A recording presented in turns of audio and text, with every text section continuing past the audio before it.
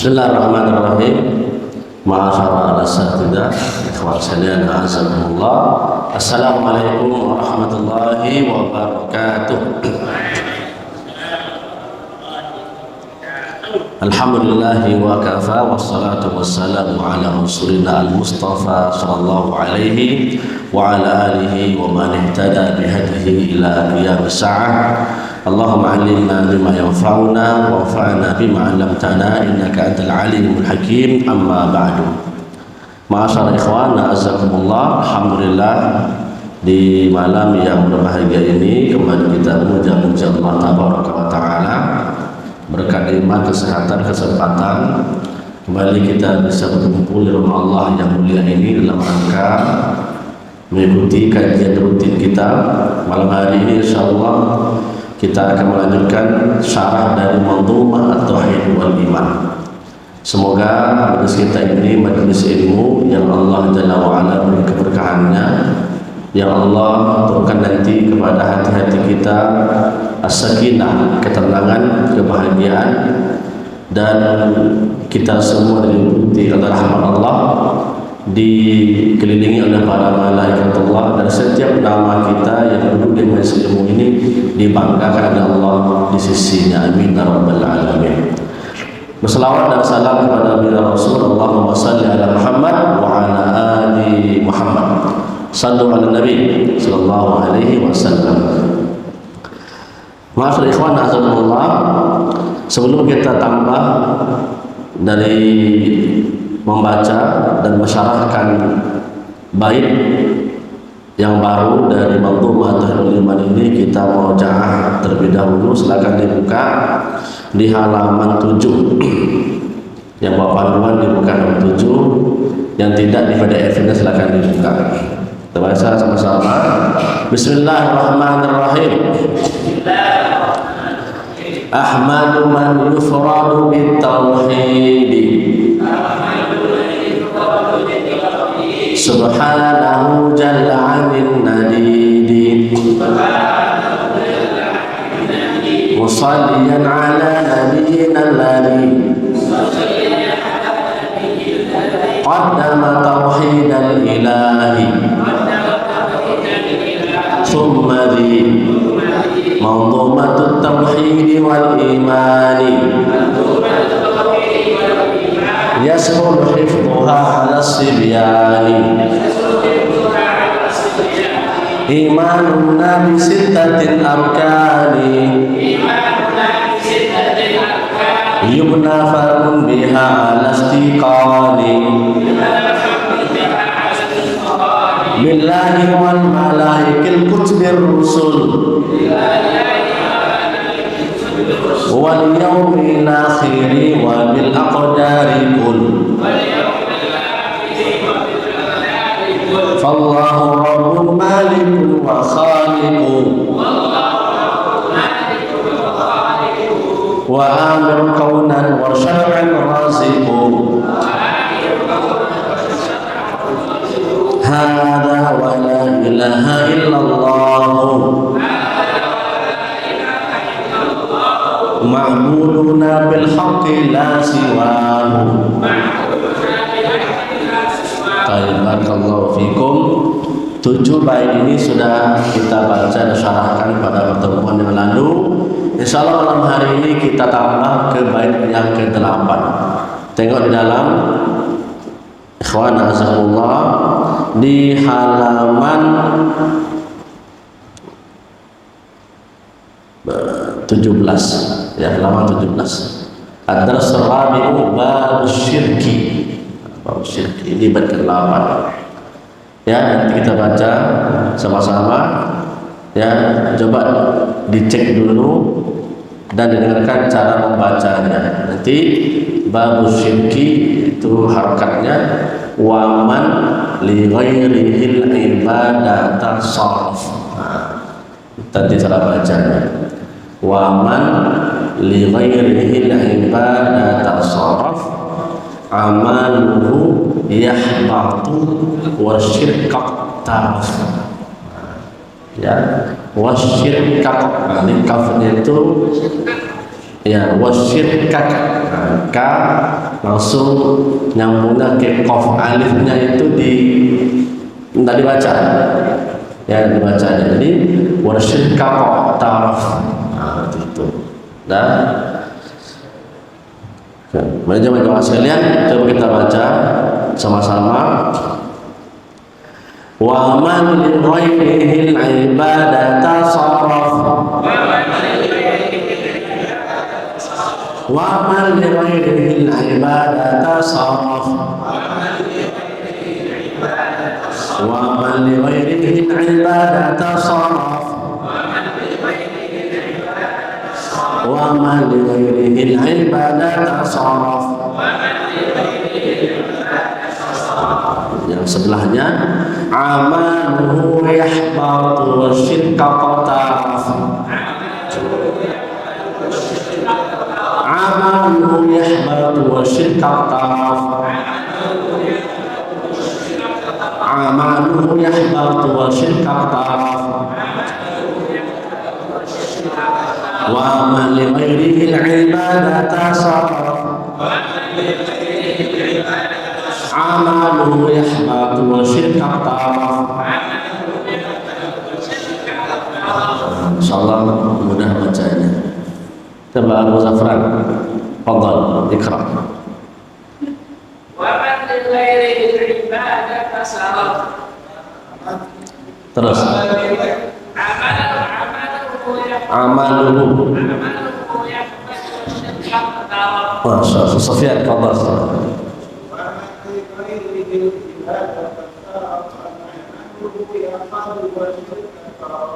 Jeffrey, Allah. Nggak ada di handphone.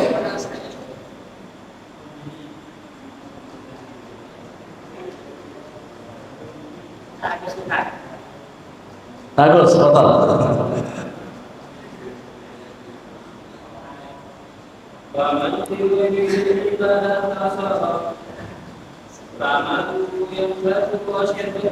Masya Allah, tabarakallah. Golden.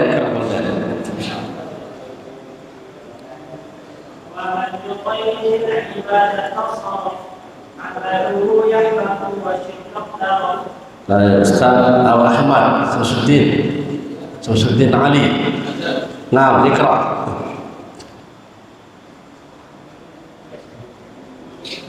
ومن لغيره العبادة صرف عمله يحفظ والشرك اقترف والشرك تعرف. طيب ألف تفضل ألف.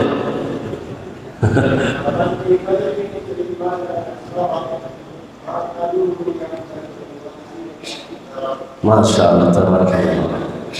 سعيد تفضل سعيد.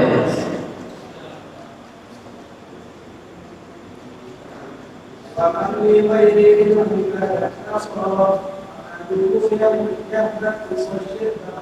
Saya barakallahu fikum. Yang lain nanti silakan diulang-ulang di rumah sampai 100 kali. Kita lihat arti perkalimat antara serabi pelajaran keempat. Bab syirki. Ya, bab seputar syirik. Nah, syirik ini lawan dari apa ini? Lawan daripada tauhid. Nah, tauhid sudah kita pelajari di muqaddimah kan. Nah, sekarang syiriknya lagi. Karena dua perkara ini ikhwana azakumullah tidak bisa bertemu. Tidak mungkin bertemu itu. Kalau seorang itu musyrik, pasti dia bukan bertauhid. Ya, apabila seorang itu dia muwahhid, bertauhid pada Allah, pasti dia bukan musyrik, itu saja. Nah, mungkin bertemu itu karena dia berlawanan. Tauhid adalah ifradullah bil ibadah, mengesahkan Allah di dalam kita beribadah menyembahnya. Syirik adalah sarful ibadati li ghairillah, menyelewengkan ibadah itu untuk selain Allah. Maka berbeda dia. Tauhid itu untuk Allah, syirik untuk selain Allah. Itu syirik, itu menduakan. Ya, maka para ulama sebutkan, silakan dicatat ikhwan azakumullah, syirik itu secara bahasa adalah Ya, al-isyraku wal muqaranat, at-taswiyatu wal muqaranah. Ya, menyamakan atau menduakan. Ya, al-isyrak ini menduakan, muqaranah itu menyamakan. Itu makna syirik secara bahasa. Al-isyraku wal muqaranah. Secara istilah, dalam bait ini sudah terangkan ini. Ya, tengok di bawah, ikhwan azzakumullah, ada itu. Sarful ibadati li ghairillah. Itu yang dimaksud dengan syirik dalam ibadah itu. Menyelewengkan ibadah kita untuk selain Allah. Itu syirik hukumnya.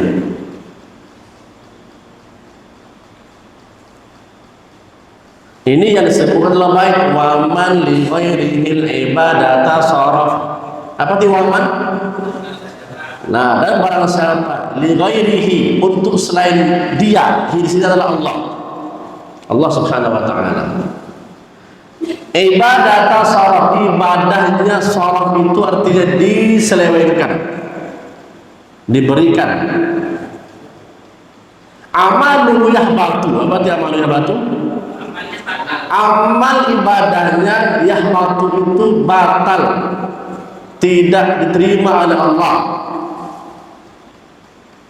Wasyirka iktaraf, wasyirka itu dan kesyirikan sudah dia iktarafa, itu irtakaba, dia sudah perbuat atau dia sudah lakukan.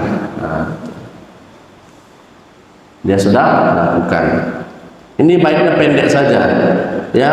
Dan ini sudah mewakili syirik. Wa man li ghairil ibadata saraf, amaluhu yahbatu wa syirka taraf. Ya, saya ulangi. Wa man li ghairil ibadata, dan barang siapa untuk selain dia, maksudnya Allah Subhanahu wa taala, ibadahnya dia selewengkan, amaluhu yahbatu, amal perbuatannya terhapus. Maksudnya apa itu? Hilang, Allah tidak terima. Wa syirka taraf, dan syirik sudah dia perbuat. Perhatikan di bawah, ikhwan Allah, keterangannya asyirku fil ibadah. Kotak di bawah, apa yang dimaksud dengan syirik dalam ibadah itu? Ini dia, sarful ibadati li ghairillah, menyelewengkan suatu ibadah untuk selain Allah, itu namanya syirik dalam ibadah. Ya, kita kasih contoh biar ikhwan sekalian lebih paham. Berkorban, ibadah enggak? Ibadah kan? Fasalli li rabbika wanhar, kata Allah. Maka dirikanlah salat dan berkorbanlah. Ini ibadah itu. Ya, sekarang ada di antara kaum muslimin dia berkorban juga, menyembelih, ya apakah itu kambing kah, kerbau kah, tapi buat tumbal. Ya, apakah itu mungkin tumbal di pantai kah, atau di pegunungan kah, atau di sungai kah? Apa hukumnya? Kenapa syirik? Nah, saraf, dia sudah menyelewengkan yang seharusnya ibadah korban itu lillahi ta'ala, sekarang lisyaitan.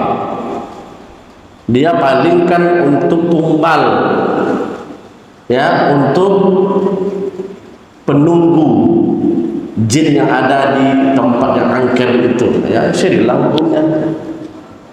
Nah, salah satu contohnya. Contoh lain, kita berinfak sedekah buat siapa? Mencari ridha Allah.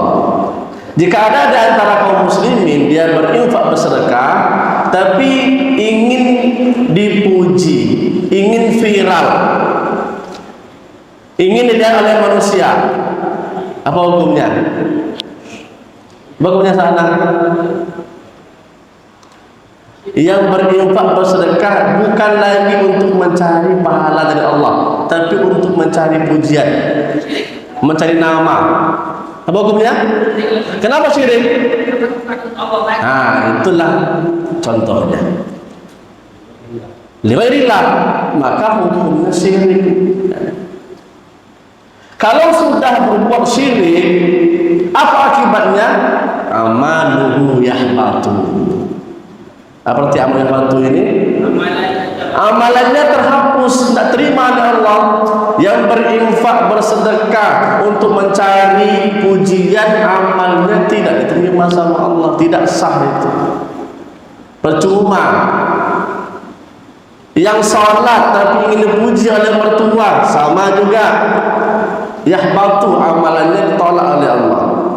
Kenapa? Karena dia beramal untuk selain mencari ridha Allah. Nah, ini syirik, ini bahaya. Wasyirk aktar, maka orang seperti ini sudah melakukan perbuatan syirik, asal dia menyelewengkan ibadah itu yang semestinya untuk Allah kepada Allah. Nah, sekarang dia selewengkan dengan selain Allah, itu sudah berbuat syirik. Contoh yang lain yang ada di sekitar kita, tawakal, berserah diri kepada Allah, ibadah tak? Ibadah. Ya, tawakal itu kan mengantungkan hati kita, hidup kita, mati kita, untung kita, rugi kita, semuanya kita bergantung kepada Allah. Nah, coba sekarang ada di antara kaum muslimin yang dia pakai tangkal, pakai azimat. Tujuannya apa? Kalau dipakai cincin ini, Pak Ustaz, saya akan terelak dari berbagai mudarat, musibah, kejelekan, dan bisa orang sakit saya, dan bisa racun saya. Itu apa maknanya? Berarti si fulan ini sudah menggantungkan hidup matinya untuk ruginya kepada selain Allah. Apa hukumnya? Ya syirik. Ini dia tuh, wa man li ibadah tasarruf. Sama juga yang buka warung nasi, sama juga itu, pakai pelaris. Nah, dia tidak menggantungkan untuk ruginya kepada Allah, tapi kepada pelaris-pelaris itu. Masuk dalam sini, wa man li ghairi ibadah tasarruf. Berarti dia sudah memalingkan tawakal dia itu kepada selain Allah. Maka dia dikatakan wasyirk akbar, dia sudah berbuat kesyirikan kepada Allah. Naudzubillah. Hanya berbeda, ikhwan azakumullah, amal yahbatun, amalnya hilang, terhapus. Ini ulama bagi kan, syirik itu terbagi berapa? Bagi dua. Ada asyirkul akbar, ada asyirkul asghar. Ada syiriknya besar, ada syiriknya kecil. Nah, maka ulama rinci. Amalu yahbatu ini, kalau dia berbuat syirik akbar, semua pahala amal ibadah yang pernah dia lakukan sebelum berbuat syirik, semuanya kena virus, terhapus. Nah, ini bahaya syirik itu. Ikhwan azakumullah. Ada yang umurnya hari ini 30 tahun, rupanya tadi siang berbuat syirik dia. Amal ibadah yang selama 30 tahun itu hilang semua, zong. Nah, ada lagi terhapus. Gara-gara apa? Gara-gara virus syirik ini. Itu bahayanya. Ya, menghapuskan pahala-pahala yang sudah kita lakukan selama ini. Apabila syiriknya syirik akbar. Tapi kalau asghar, contohnya riya. Nah, dia beramal, berbuat tapi ingin dipuji, cari nama, viral. Contoh seperti ini. Ya, Jumat kemarin dia bersedekah lillahi ta'ala, ikhlas. Jumat depan infak lagi, tapi dia pengen cari nama, viral. Kalau perlu diumumkan di depan supaya semua tahu. Pertanyaannya, pahala sedekah mana yang hilang? Hari Jumat kedua. Kenapa? Karena itu terhitung syirik kecil, riya, ya kan? Adapun infak sedekah dia Jumat yang sebelumnya tidak hilang, tetap utuh. Infak sedekah yang di situ di harinya baru itu yang terhapus, ya mati, hilang ini, terhapus, percuma, ada pahalanya, sia-sia. Itu bedanya antara syirkul akbar dan syirkul asghar di dalam menghapuskan pahala amal ibadah kita. Intinya apa? Kedua-duanya berbahaya. Imma itu syirkul akbar atau asghar, sama berbahaya. Kenapa? Kedua-duanya menduakan Allah. Itu sama saja. Itu hal pembagian, tapi dosanya besar. Karena syirik itu besar dosanya. Itu yang diwasikan Luqman Al-Hakim kepada anaknya kan, ya bunayya la tusyrik billah inna syirka la dzulmun adzim. Wahai anakku, jangan coba-coba engkau berbuat syirik pada Allah, karena syirik itu dosa yang paling besar. Mau dia syirkul akbar, asghar, sama, dua-duanya besar dosanya. Nah, inilah ikhwan azakumullah, gunanya kita belajar tauhid supaya kita mengetahui bahaya daripada syirik. Kadang-kala ikhwan, kenapa hari ini banyak di antara kaum muslimin yang menganggap itu hal kecil, pakai tangkal, pakai zimat, pakai susu, pakai pelaris, mereka anggap itu hal apalah Ustaz, ini kan biasa saja, kecil, karena mereka tidak mengetahui bahayanya. Bagi yang belajar tauhid, pasti mereka itu takut. Ya, maka sahabat Nabi itu mengatakan, ya, dosa kecil di zaman kami, kata sahabat Nabi, itu kami menganggapnya sebesar gunung Uhud. Nah, itu dosa kecil itu. Ya, hari ini dosa besar dianggap seperti nyamuk saja. Nah, gitu aja kan. Kenapa? Yang tadi itu, karena tidak belajar, tidak mengetahui bahaya sesuatu. Kita kalau tahu, oh ini makanan ini, minuman ini ada racunnya, pasti kita takut kan. Oh udahlah, nggak usah, jauhi itu, karena dia tahu. Bagi yang nggak tahu gimana? Oh ini enak, air ini bersih, kata dia minumnya. Rupanya di dalam sudah tercampur racun. Kenapa dia minum? Karena tidak tahu. Yang tahu pasti dia tidak mau mati, makanya ditinggalkannya. Nah, kecuali yang merokok ya kita tahu pun tidak mau tahu gitu kan. Merokok membunuhmu, rokok apanya? Biasalah Ustaz. Nah, itulah, ya kan? Seperti itu ikhwan azakumullah. Maka bersyukurlah jamaah sekalian, Allah berikan kemudahan taufik untuk bisa belajar tauhid. Karena ini tauhid ini salah satu nanti, ya, Allah akan berikan syafaatnya, perlindungannya kepada ahli tauhid. Seberapapun amal ibadah kita, kan luar biasa bertauhid ini ikhwan azakumullah. Baik, coba sekarang dicatat dalam bait ini kan cuma satu disebutkan bahaya syirik, yaitu amal yahbatu saja, amal ibadahnya terhapus. Ya, coba tambahkan lagi ikhwan azakumullah biar kita tahu bahaya syirik ini. Yang kedua, yang pertama tadi itu amal ibadahnya terhapus. Yang kedua, annallaha la yaghfiru idza mata sahibu wa lam yatub minhu. Bahwasanya Allah Subhanahu wa taala tidak akan memberikan ampunan bagi pelaku syirik apabila dia mati dan dia tidak sempat bertaubat. Ya, maknanya dia mati membawa dosa syirik. Itu bahaya luar biasa. Allah tidak akan ampunkan. Ini bahaya syirik ini. Ada yang merampok, ada yang korupsi, ada yang berzina, ada yang minum khamar, dosa besar. Iya. Kalau dia mati, walaupun dia tidak bertaubat, Adakah kemungkinan Allah akan kasih ampunan? Ada. Allah Ghafur Rahim, Allah Maha Pengasih, Maha Penyayang. Walaupun mungkin dibakar dulu di neraka, tapi nanti ujung-ujungnya Allah akan ampunkan, masuk surga.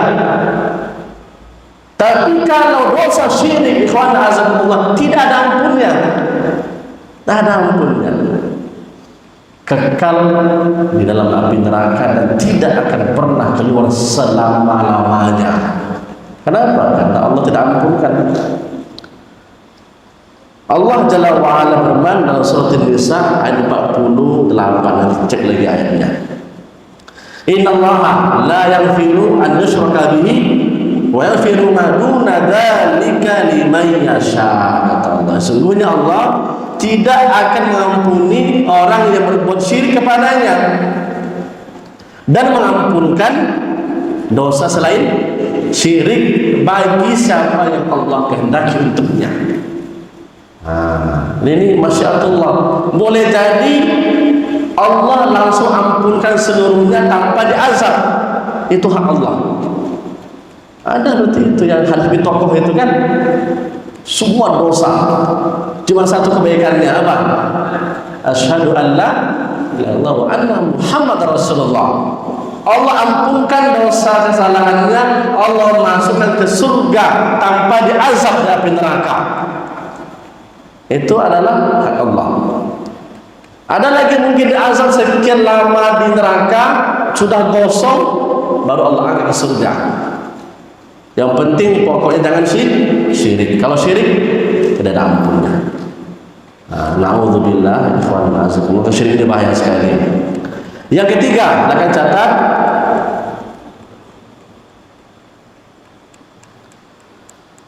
anna dukhulal jannati alaihi haramun wa huwa mukhalladun fi nar jahim.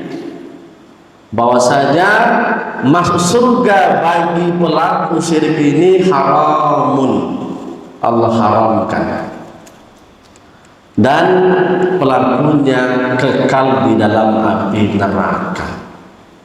Ini kan luar biasa ya. Jadi kalau ada kalimat haram itu kan sudah marah kali lah itu ya. Saya anak haram kan ya, antum ini datang ke rumah saya. Ini kalau bahasa haram itu gimana sudah? Itu udah gondok kali lah itu ya. Seperti itu. Ternyata di dalam Al-Quran Allah memakai haram, pakai bahasa haram. Ini ayatnya silahkan dicek nanti di Al-Quran, surah Al-Ma'idah ayat 72.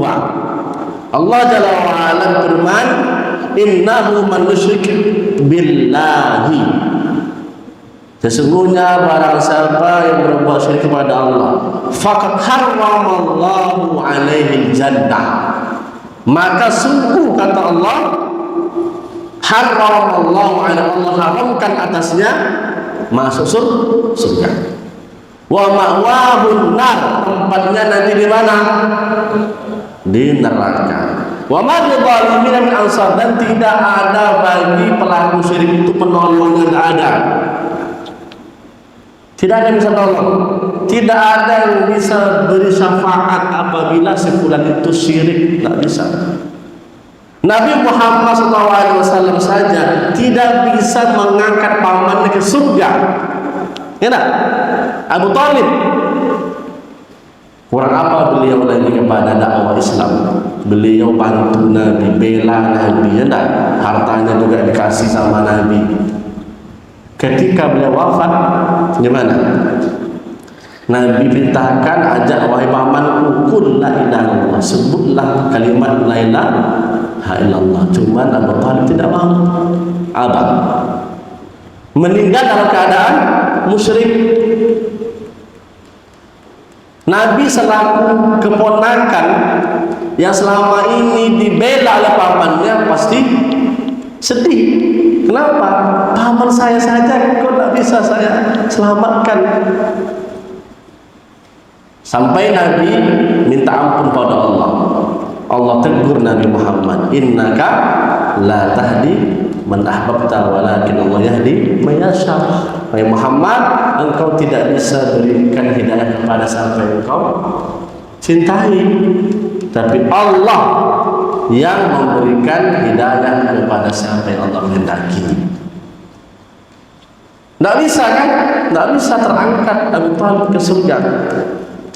Hanya saja Nabi minta kepada Allah, ringankanlah azabnya.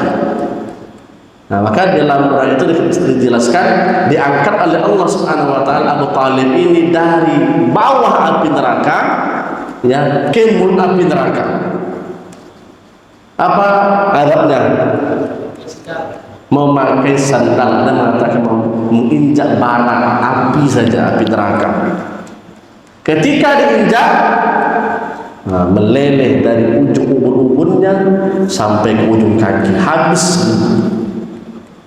Nah, itu dikatakan akhaful adzab finnar. Itu adalah azab yang paling ringan di dalam api neraka. Nah, gimana itu? Maka bagaimana yang ada di dalam, di bawah, di kerak api neraka. Na'udzubillah. Yang ringan saja kayak gitu.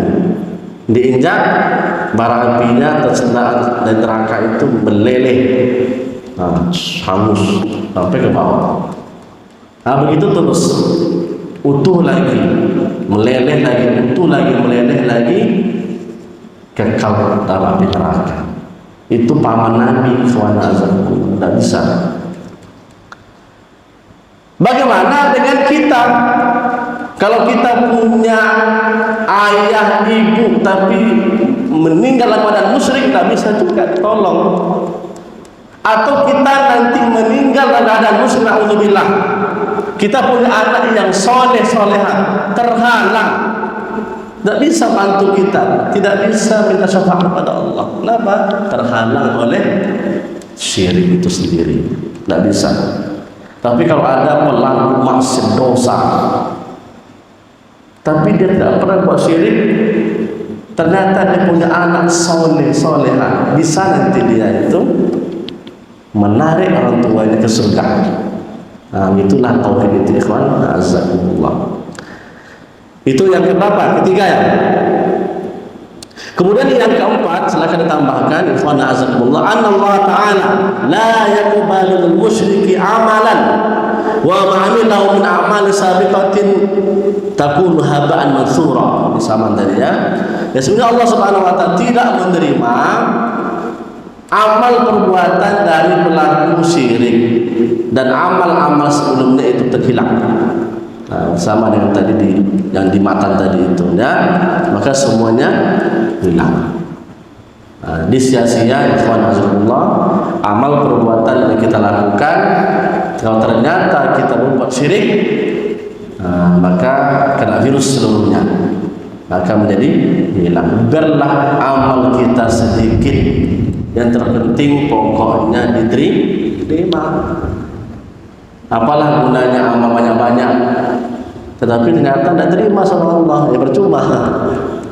Karena kita mencari amalan mutaqabbalan, amal yang diterima, bukan amal yang banyak, tapi amalan yang mutaqabbalan, yang diterima oleh Allah. Pastikan yang pertama ikhlasnya, kita beramal untuk mencari Allah, ridha Allah.